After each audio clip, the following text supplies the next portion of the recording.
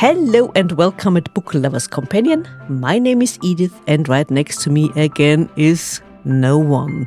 The chattering teacup is again doing what teacups do, preparing tea, because she is going to have her first tea seminar tomorrow and preparation is everything, dear listeners. But here with me from the UK is crime fiction author Victoria Goldman. Victoria, hello and welcome at Book Lovers Companion. Hello, thank you for inviting me on. Thank you for being here. And we are here to talk about your books and everything to do with writing and publishing. Your latest book, The Associate, came out in summer 2023? In July. Mm-hmm. Yeah. It's book number 2 in the Shanna Regan murder mystery series. Mm-hmm. Yes, that's right. Tell us all about it. Well, not all, of course, because we won't give too much away, of course. People should read the book, but as much as you like and as much as you can. Right. So the Associate is a sequel to The Redeemer, although it can be read as a standalone. Both of my books are what I call Jewish flavoured crime novels. They have been compared with Fake Element. Mm-hmm. They are set in Britain and they focus on the British Jewish community and diversity within that community, racism, heritage, culture and identity. So The Redeemer is an introduction to the series. It features my main character, Shanna Regan, who is a journalist who has come to Hillsbury in Hertfordshire, England, to settle down, but she isn't quite sure what she wants to do. She's working for a small magazine, and she discovers a series of fake historic markers or commemorative plaques in the UK, like blue plaques that you get on buildings. And she finds they're linked with vigilante killings spanning several decades with ties to the local Jewish community. The Associate follows on from this. It follows Shanna Regan, who is now looking for more work, a new job, and some more adventure. And she is asked to find a missing woman who has been leading a Jewish Muslim interfaith charity project in East London. Mm-hmm. So it's a very gritty location. There have been vandalism and online threats, racist slogans. There is the Interfaith Charity Project, as I mentioned. There's also youth crime, the refugee crisis. There's a lot going on. And she is looking for this missing woman. And the key question is, has she been kidnapped or even murdered? And you said London, the gritty part of the UK. But let's be honest. I mean, crime fiction usually centers on the village. And village life in the UK is far more dangerous than London. The Redeemer is set in a small town. Yeah, there you go. So that is your small community where everyone knows everyone. It has a large Jewish community within that town. And when I say Jewish community, it's what would be known as an Orthodox community, but it's a very diverse community. So you have people of different levels within that with how they practice the religion. Some people stick to all the rules of the religion, other people don't. But what they have in common is they have a real sense of Jewish heritage and Jewish community, even if they don't practice everything. Whereas, as I mentioned, The Associate is in East London, but it also features a synagogue there. It's a Reform synagogue, so it's not as observant, and the synagogue is being used for interfaith community projects. But it's a very creepy synagogue. It's Gothic style, so it is quite creepy. Yeah, but wasn't the building something else before it became a synagogue? Yes, it used to be a church many, many, many years before, and then it was converted into a synagogue. So it has an interesting past, the building as well. And And I do like, when I write, I do love setting and location. That's really important to me. I love description, although obviously you don't overdo it. But characters as well and description are really important for me in crime novels, not just the actual crime itself. You said a location is important to you. Do you visit those places you use, or? Well, Hillsbury, which features in the Steamer and slightly in the Associate, is actually based on where I live. I get a different name so that it's very fictional. People can't say, "Oh, you've moved this shop or this place," or it doesn't really look like that. And I could change things. So that was really important. So obviously I know the area really well, the type of community. I don't know East London so well. I did drive to one of the locations that featured the book, and I did a lot of research online. I love research. That's my background as a journalist myself. So I do a lot of research before I write and actually during writing. I'm a big planner. So I do plan what I'm writing. But I also know you shouldn't over-research before you write, because otherwise you wouldn't write anything if all you did was research.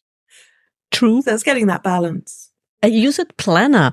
Last week we had this discussion with Marion Todd, and she seems to be the ultimate planner. Are you like that, or? I like to know where my character is in the first scene and in the last scene, so that I know how her personal journey is going through the book, because it's very character-led what I write. And what I tend to do is, once I've set that, then it gives me an idea of where the story needs to go. I write the first chapter and the last chapter before I write anything else. I then plan, as in I work out key happenings in the book on the whole. So action scenes, dialogue scenes, and I do write a list. I will have gaps, like I need a scene here. And as I write, things do change, or I might move things about. I may decide I don't need a scene. But actually, because of the planning, my first draft tends to be quite clean because I edit as I go. So when I get to the end of that first draft, it doesn't change that much by the time I get to second draft and it goes to an editor. Interesting. Also interesting that you said you write the first scene and the last scene. So you start with the knowledge of the perpetrator. No. Okay. All I know who my character is. I didn't know with either book exactly who had done the crimes or was doing the crimes. And certain characters did enter the book as I wrote. So I didn't know all of that exactly, but I certainly knew what was going to happen in the book. I knew what I wanted to put in the book. Like, they have different threads that come together. They all center around my character. And it was a case of how they all thread together that came as I started writing. And sometimes I would go back and change things. But the other thing I found is sometimes I'd write something in a chapter and I'd go further into the book and I suddenly realize now I know why I put that in that previous chapter. It was a clue or a herring, and I hadn't actually realized when I wrote it. Or I might think I added that into that previous chapter. Why did I add it? I'm going to use it now. So it's actually quite an interesting way of doing it. I think I plan, because that's how I write articles for my day job. I plan the articles. I literally write a list of the points that I need to cover. So I think I do that when I do write crime fiction as well. And now I'm interested also in your way of planning, because do you use Word? Do you use another program to get all the notes together, or do you use sticky notes? I mean, it might be a strange question and a silly one, but I always wonder how other people do it. Yeah, so I use Scrivener, which a lot of authors use. And the thing I like about it is it has its own sticky notes or corkboard function. I don't have a room in the house that's mine. I share a house with a husband, two young adult sons, and I don't have an office. I don't have a space that is really mine. So I like the idea of having that virtual corkboard where I can put my post-it notes or my cards on and move them around. And that's what I do as I go along. I do move some of the chapters around as I go along. But I do like to have that. And when I research, I often research while I'm writing. So I'll come across something and then realise, oh, I need to know this. And I can't move forwards until I've researched it, whether it's a place or something someone is doing, whatever it is, I need to know what that word is or how that works. So I always research it as I go along. Yeah, but you also said you can't get lost, or you shouldn't get lost in research. Is that hard for you to tell yourself now it's over, get to the writing part? It can be. I often do some research before I start a book, just basic research. It might be newspaper articles, it might be about locations, just give me a sense of it. But then I email them to myself, so I have them all in place. And then as I write, I will then go and have a look at what I found. Sometimes I cut and paste things into a different document. And then I would go and look it up. So although I'm doing a lot of research, I'm not actually going into it that deeply. I've just found my sources, and by the time I know by the time I research more fully, I know exactly what I'm looking for. Obviously, sometimes I do go down the rabbit hole and have to pull myself out. Yeah, I can understand that. I mean, it gets interesting when you do research, when you find out little tidbits of information you didn't know before. And yes. And may I ask? Well, it is. I mean, I can understand that you can get lost when you find out little tidbits of interesting information, and get lost, not in translation but in research. Yes, no, it's really easy to do that. So I do have to be strict and tell myself, you found enough now, stop looking.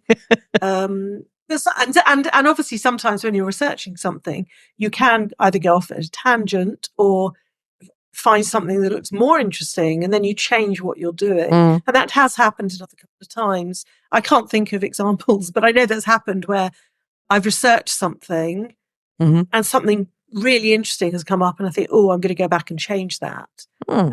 Certainly with the Redeemer, I didn't actually get the title for that, or work certainly till the very, very end of writing that. And that was actually when I spoke to a rabbi.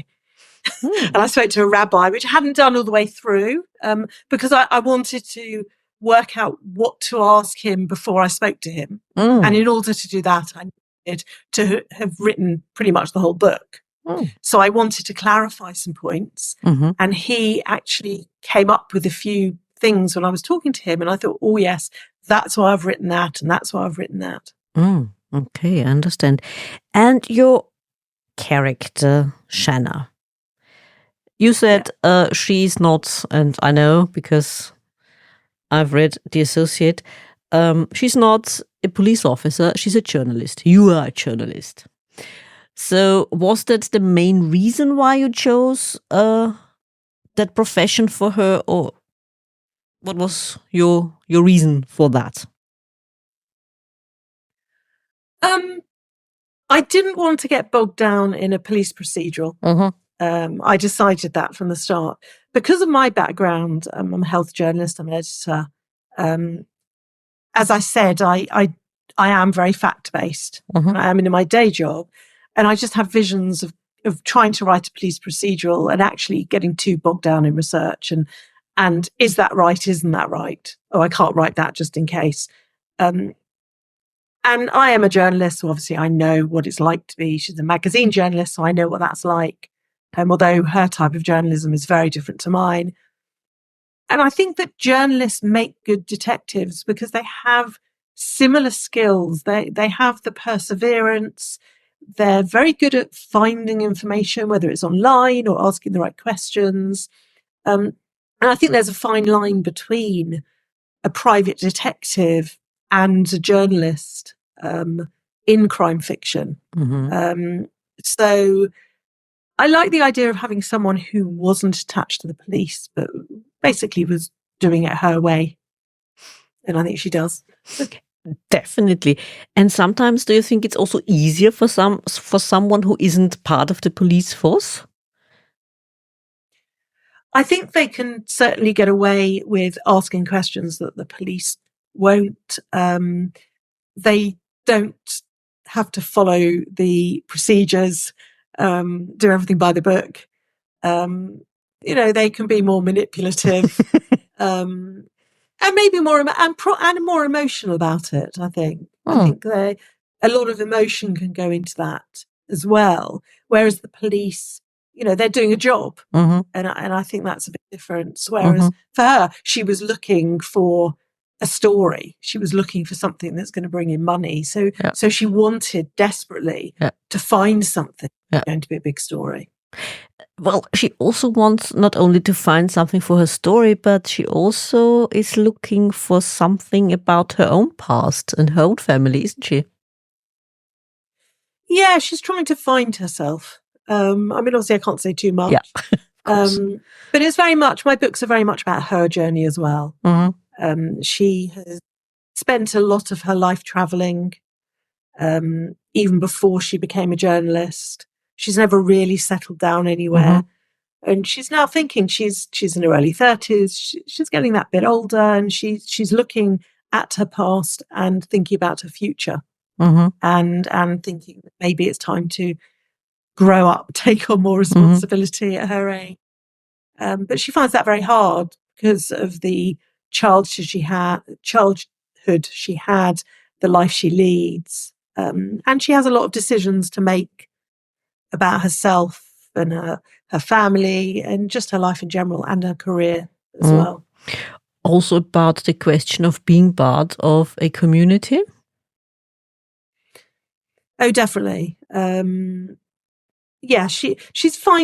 wants to find out where she belongs. And I think that she comes across this Jewish community, or in fact, any community she comes across, and she can see that people have that sense of belonging that she's never had.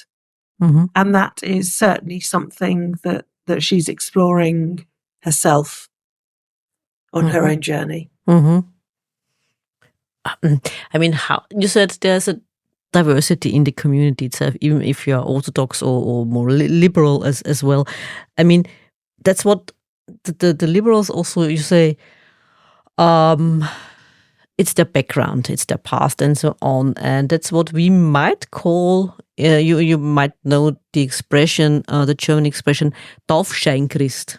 Have you ever heard that? Have you ever come across that? No, I haven't. It's like when you get, you get baptized and so on. And as a child, you do all the things that are done because, it's part of the tradition and so on. But you don't follow the rules. You don't go to church on Sundays and so on, but you still get your own children baptized and so on, Is it a little bit? Is it a little bit like that in some communities? Oh, definitely. For a lot of Jewish people, it is just about that family tradition. It's about that sense of belonging to a community or to a culture. There are things that your family may have always done, or you may do certain things. You may keep kosher, you may not keep kosher. You may light the candles on a Friday evening for the Sabbath, for Shabbat, or you may not. A lot of people don't consider themselves very religious, but they may still do certain things because their family always has done, as you were saying. And I think that's an important part of what I've written, a part of my books. When most people think of Jewish communities, particularly by following the media, they think of the very religious Hasidic communities. There have been a lot of films or movies about them, Netflix series, books. And what people don't realise is what is the diversity within British Jews. They don't realise how it is. Some people said to me when they first met me, I've never met anyone Jewish. And I said, well, I'm sure you probably have. But although you there don't aren't know. many of us. Yes. But you may very well have done so in Britain, but you may not realise. So yes, I wanted to show that we are like everyone else. You know, British Jews are like everyone else. Yeah, exactly. We're not all ultra religious. You know, we still lead Jewish lives, but we're not as religious as we come across as we appear. Yep, absolutely. I mean, it would be an interesting question. Have you ever met a Jewish person? I don't know. Probably, very likely. Yeah. Also here in Austria, I don't ask people of their exactly. religious affiliation. I mean, that's not what you do when you meet someone. I mean, I don't.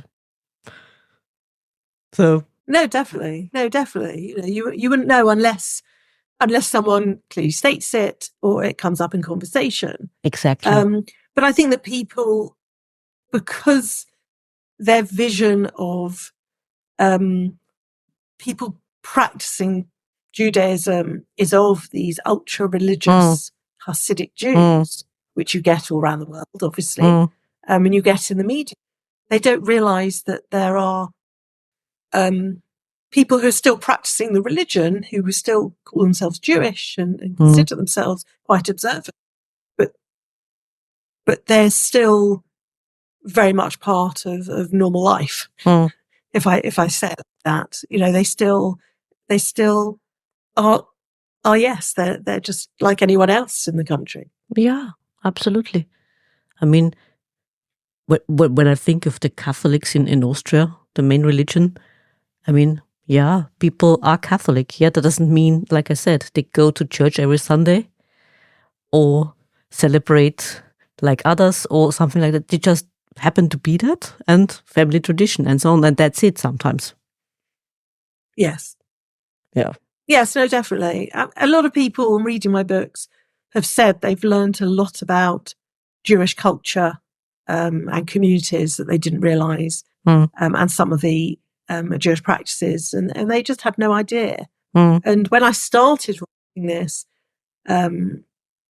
Jewish flavoured crime fiction, so many people said to me, "Oh, that sounds really interesting." So I thought, I'm going to go ahead. Yeah, it is. It is. I mean, I would say people don't know that much about other religions. Oh, definitely. And I have a lot of gaps about other religions other than my own. So yes, it's been interesting to explain certain things in, I guess if I say layperson terms, because obviously I know these things, so I've had to explain them to other people through fiction. And that again probably stems from my day job. With my day job, I'm a health journalist, so I'm explaining medical things to the layperson is what I specialise in, or partly what I specialise in. So I've used that knowledge and that skill, hopefully, in my books to explain Judaism. And I admit that there are a lot of things that I do culturally, or because they are traditional for me.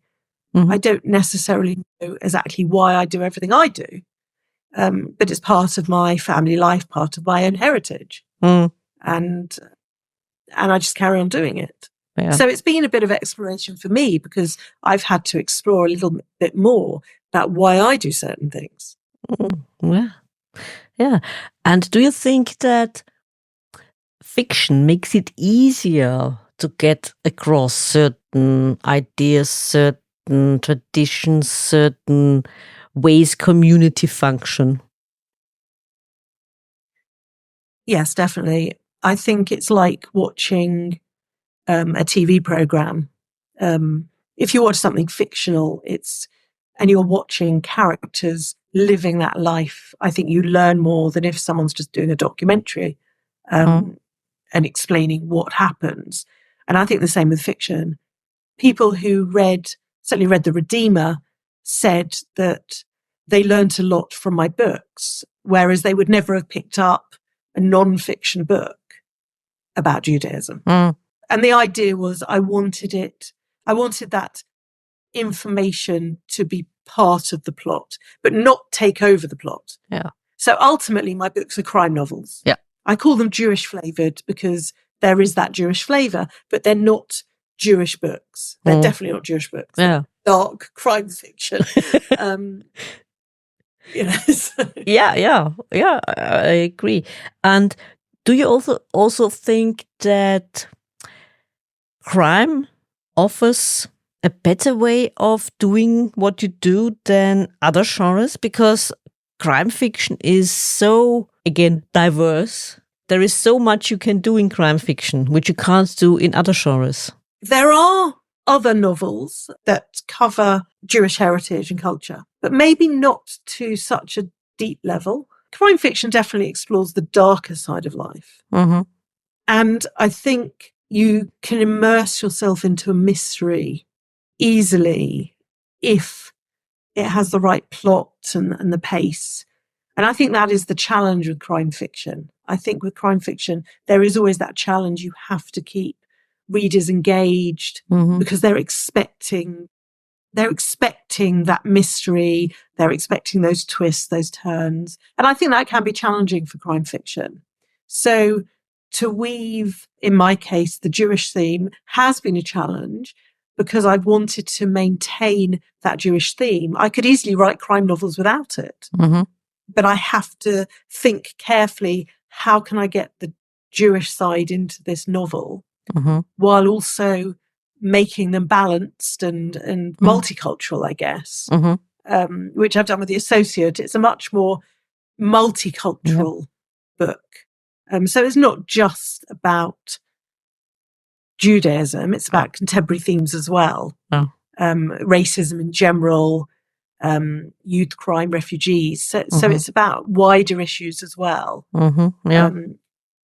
which I think that is important. I think that it needs to be, it needs to have that wider appeal to people. Would you say that you prefer the dark part as a crime writer? Oh, definitely.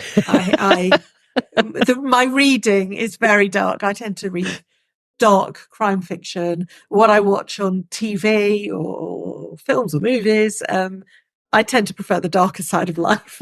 I love crime fiction that's mixed with a bit of horror or supernatural. I like it to be a bit ghostly, atmospheric.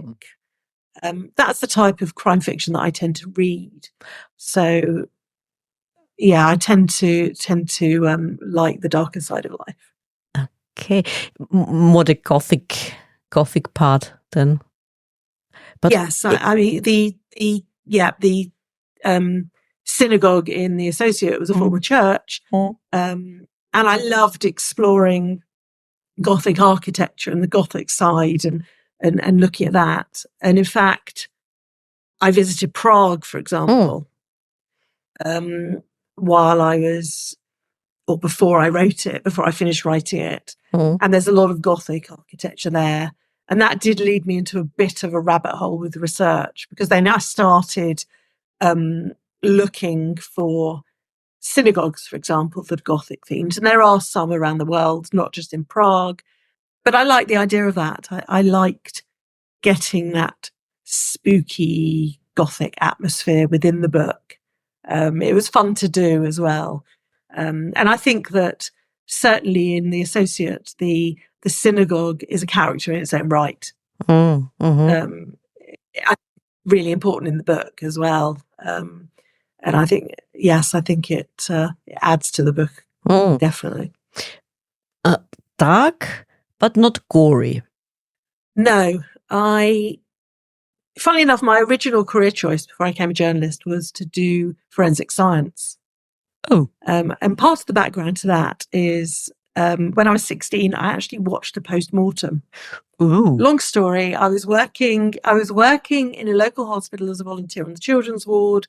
One of the other volunteers, we were all age 16, had managed to arrange it at the hospital. I think they thought we were medical students, not pre-A-level students. They thought we were older. And I was the only one who stayed in the room the whole time. And I thought to myself, maybe I'll become a doctor after this. But then I decided not to. I'd go into forensics. So I love all that. But I haven't gone down that route. I think make it too gory for these books wasn't going to work because I wanted to reach a wider audience. That doesn't mean that in the future I won't write something that's either very gory or has horror elements or is even spookier, because I do love all. But I didn't want to go too gory. And I also didn't want to cover forensics in that way as well. Again, I think that's the research side of me. I don't want to get it wrong. That doesn't mean I won't do it in the future, but I just thought, no, I'll steer clear of that for now. So there's a little bit of atmosphere, there's description, but no, it's not gory. And now that you mentioned Prague and also the Gothic side and the interest in the Gothic, may I ask, correct me if I'm wrong, of course, you know better than I do, the myth of the golem, is it not also associated with Prague in a way? And are you thinking of incorporating it in a book, maybe? It's certainly associated with Prague. I could do one day. It's not my plan, although my main character, being a journalist, she has spent a lot of her life traveling. So that doesn't mean she won't go traveling in the future, which could be incorporated in a book, or I could set a book somewhere else. But I think certainly the story of the golem is quite fascinating. It is. Yeah. Your more Gothic part. Maybe write a complete Gothic story associated with that. Oh yes, definitely. Could do in the future. I mean, and also you said she traveled the world. I'm sure there are myths like that in other parts, probably in the world, which could. Yes, definitely. I mean, she could travel anywhere, and also she's had an interesting past. So maybe at some point there will be either a book or a short story or a novella about something in her past that may come up. So I've got a lot of scope with her past and present, in fact, to do something set somewhere else. So we will see. You said before that the things that happen in the book, especially in the second one, are things that happen in the real world. How important is that for you to put in things that are going on in our world?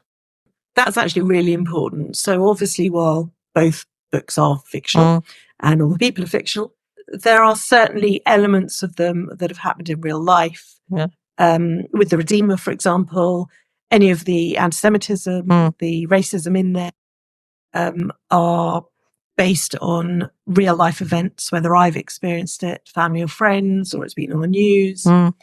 With the Associate, the charity projects, the Interfaith, is based on real life projects that have happened in real life. And I actually have a funny story about that. The first scene of the book, which is, I won't go into too many details, but it's set outside a synagogue. I wrote that in 2019. In 2021, and I actually had COVID at the time, so I remember very well, the actual scene happened in real life other than any crime elements. And I was reading about it and it happened locally. And I was looking at photos and I was thinking to myself, I have written this scene. I wrote it 2 years ago. So I was very pleased because it was very much based on real life, even though real life hadn't quite happened yet. But yes, I think for my books, the real element is really important. It's really important to me to make them real. And I do say at the back of the book, both books, in fact, that some of it is based on real life. And I mention a few things as well. Real life tends to be sometimes even more unbelievable than what one could ever write in a book. Oh, completely. There are certain things sometimes I will start writing and I think, oh no, that would never happen. And then obviously it does happen. Completely. Yes. I think that life can be very dark. And a lot of people don't necessarily see all of that because it may not reach the news. A lot of the anti-Semitic incidents in the Redeemer, for example, I knew about because they might be in local papers or the Jewish newspapers, but they don't reach the national newspapers. So a lot of people reading it were saying to me afterwards, I can't believe these things actually happen. Well, they could believe it, but they've just never seen it. Yeah. And they said, thank you for telling me about it because I'm not seeing it on the news. And I think it's important. I think that there are a lot of things that happen in the world that we don't see because of where we live or just because of the way we access news and do or don't access social media. I mean, I think that fiction is a good way of showing people what is going on that they may not have otherwise realized. Yeah. I mean, you mentioned the first scene, and the first scene in the second book, I mean, me, it reminded more of more recent events, tragically enough. Yes. There's a lot of real life in my books. And as a lot of people have said to me, they seem to have become very relevant recently, particularly relevant, which is a shame. Yeah. But obviously I'm pleased that they are relevant, as in hopefully they can educate, teach, raise awareness of certain issues that people may not otherwise find out about. Yeah. Well, let's hope so. I mean, we were talking about the dark side of life. Always look on the dark side of life. No, we don't look at the dark side of life. Look at the bright side of life. My question would be, apart from the dark side that happens in the news and so on, was there ever a thing which you read or saw on the news where you thought, that is too ridiculous, too outlandish? If I would ever put it in the book, nobody would ever believe me. Yes, there was something recently, and I can't think what it was. It was a news story, and I can't think what it was, but I do. I remember watching it or reading about it, thinking, seriously, is this actually real life? It was certainly a crime, and I can't remember what it was. But then you sometimes see news reports where someone has committed a crime, they've burgled a house, and then they've streamed it on their social media, and then people have shared it. Yeah. And you think, well, that's your evidence. That's the case against you. And you do wonder what people are thinking when they do these things. Yes. Sometimes you do wonder. Indeed, yes. Yeah, absolutely. And talking about editing, you said you edit on the go, so to speak. And you would also agree that you can get lost in research. Can you get lost in editing? Because sometimes authors say, I need to edit, and then they never get published. But do you have that tendency to get lost in editing as well? If you are not careful? I can get very lost. I do have to say to myself, that's enough. I love playing with words, is probably the way to do it. So I look at each sentence. I don't like repetition if I can avoid it, repetition of words. So I go through and I look for repetition, or even within paragraphs. So I can get bogged down with words. I've mentioned that word in the previous sentence or two sentences before. Certainly as I go along, I try not to get into that much detail. Before I finish the first draft, because otherwise I would just be writing forever. But as I go, I will usually look at the previous chapter and read through it and make changes, or the end of the previous chapter, before I move on to the next one. And I can't move on to the next one until I'm happy enough, and I stress the word enough, with the previous chapter. And I will always go back to it, and I will always keep making changes. But I do have to push myself to move forward, because otherwise I would always be on that previous chapter, whatever that chapter is. And publishing, I mean, we had a lot of indie authors on our podcast. Is that something you ever considered? I never planned to self-publish my books. I couldn't get an agent or publisher for The Redeemer. A lot of them said, we love your writing, but not this book. Several of them said, not this book, but come back with another one. Why? I worked with one agent on a different book after I'd written The Redeemer, and I changed about a third of the book for her, and she turned me down and said it wasn't working. Then after that, some crime authors and reviewers who had read The Redeemer said to me, get it out there yourself. We can't understand why agents have said no, just get it out there. So I thought long and hard, because at that point I had pretty much given up writing. And I realized my heart still lay with The Redeemer, and life is too short. And I said to friends, I said, you know what, I will get it out there myself. And if 20 people read it, 20 people read it. More than 20 people have read it. But I said, I'm just going to do it. Because of my background as a journalist, and also I work as a freelancer within the publishing industry, editing and proofreading fiction and non-fiction. I knew how to get books out there. I knew how to market books. So I hired editors and a proofreader and a cover designer. And I wanted to make sure that my book could sit happily on a shelf next to any other book with an agent or publisher. I wanted to make sure that it was good enough to be out there, because at that point I'd lost my self-esteem.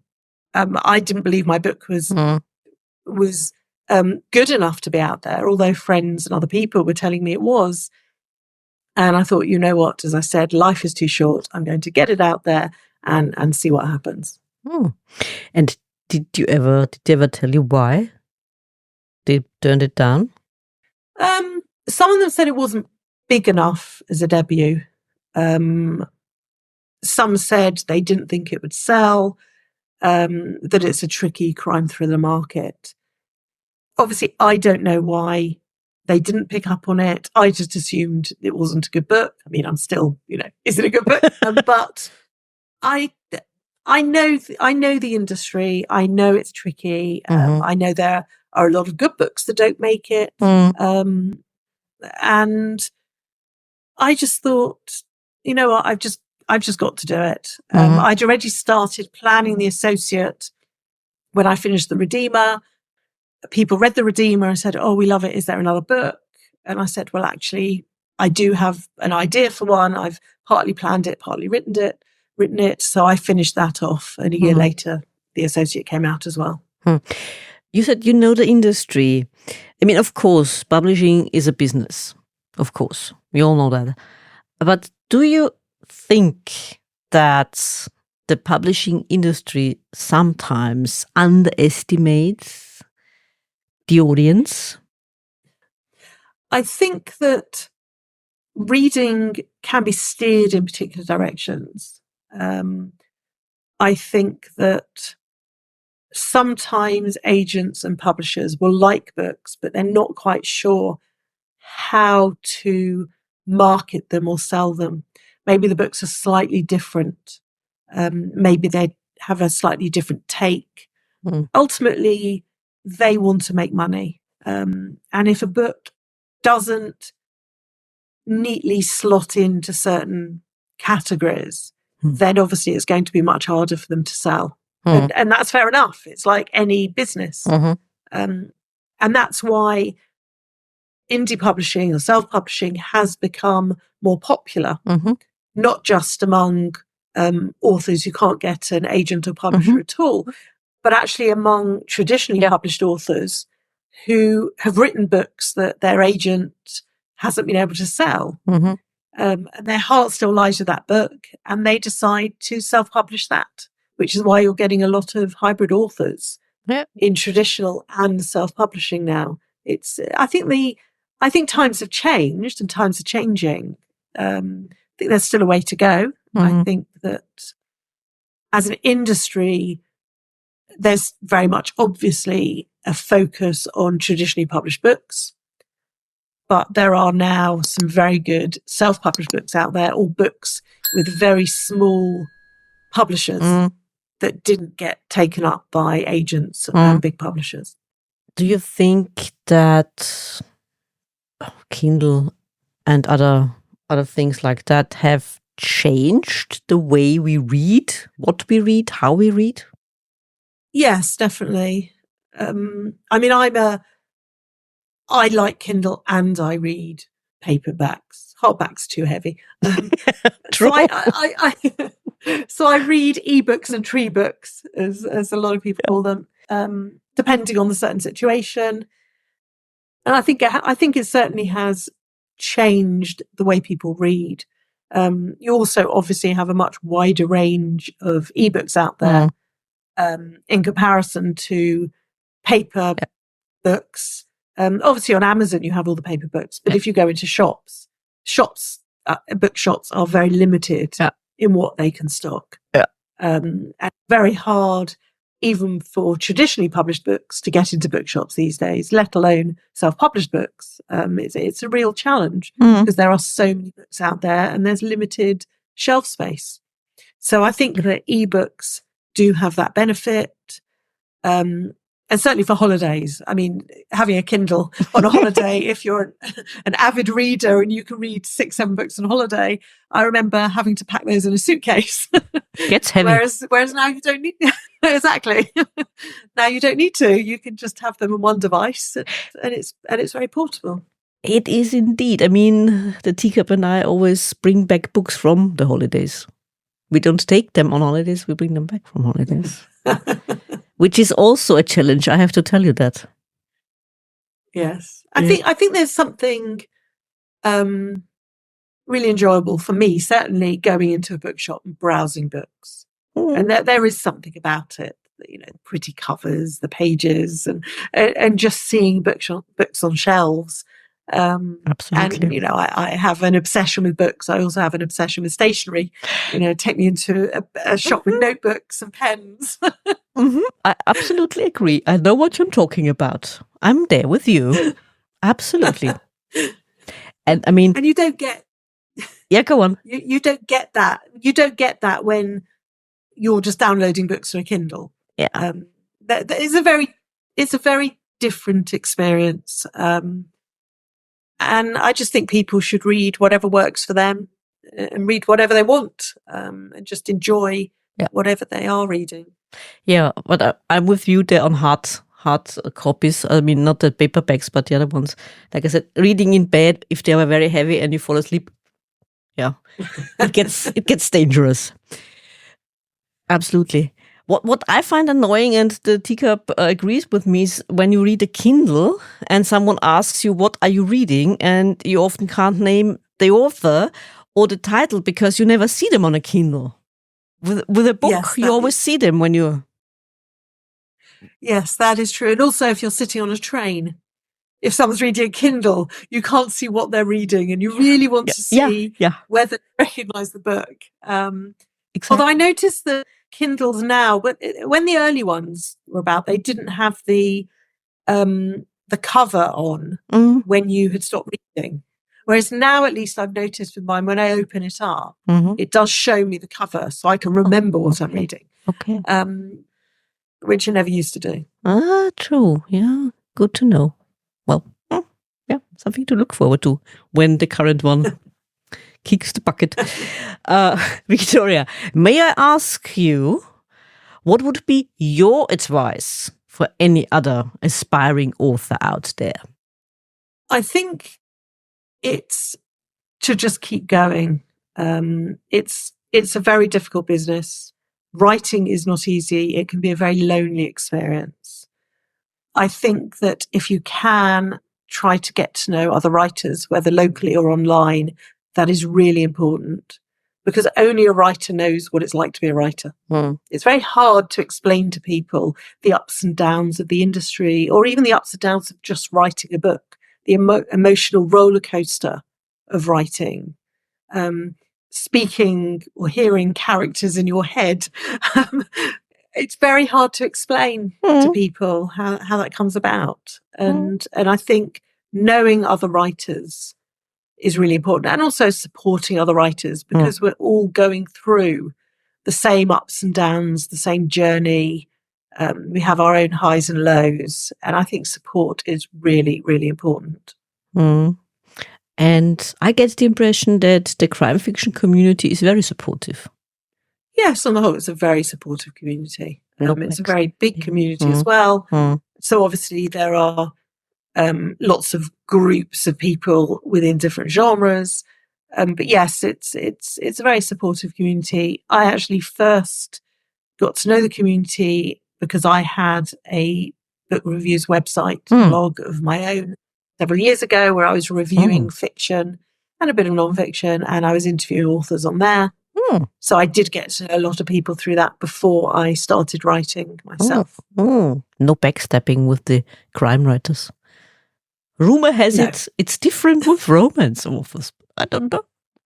Who knows? Yes, they do say that crime authors get all of their aggression out on the page. Whereas romance authors, they don't. It's all light and fluffy on the page. So I don't know. I can't really comment on that, but that's certainly what I've heard. Yeah, rumor has it. Who knows? And Victoria, what can your fans, your readers look forward to? What are your plans? What's coming next? Well, I'm thinking about what to do next. I have an idea for a third book. But I haven't started. I'm not at the stage yet where I'm ready to write. I'm thinking it. I'm doing research. I have to do some research, because obviously I have to find the key elements and what would turn it into a crime novel. So I've got that in my head. I've been working on another book that isn't related to the Shanna Reagan series that I wrote several years ago, and I went back to that. And I've also started a short story, a Shanna short story. And I have an idea for another one. So writing has been a little bit slow over the last couple of months, but it has been a full-on 18 months with getting 2 books out there on my own, with the help of editors and cover designer. So I've had a slightly slower time, but hopefully in the new year, I will pick up the pace and make more plans and work out what I'm doing. And also the award win that I've had today, which is, I'll get this right, Editor's Choice winner of the Best Indie Crime Novel of 2023 in the Crime Fiction Lover Awards, should hopefully spur me on, because that's just been amazing and astonishing today. Congratulations. Thank you. And Victoria, is there anything else you would like our listeners to know? I'd like your listeners, to obviously try out my books. Absolutely, I fully agree. Give them a go. Yeah.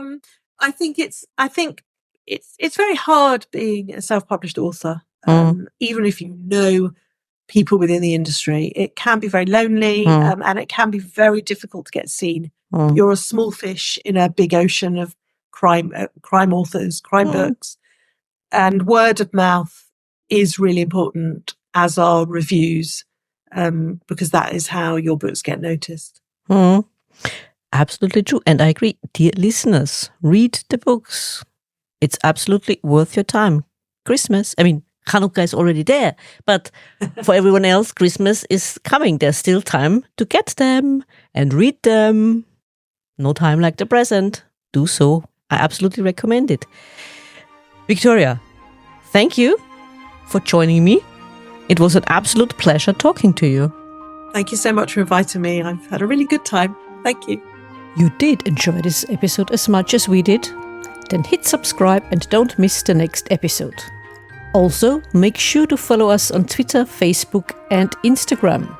If you like to support us and buy us a coffee, you can do so via Buy Me a Coffee and other platforms. You can find all the necessary links in the description. Until next time.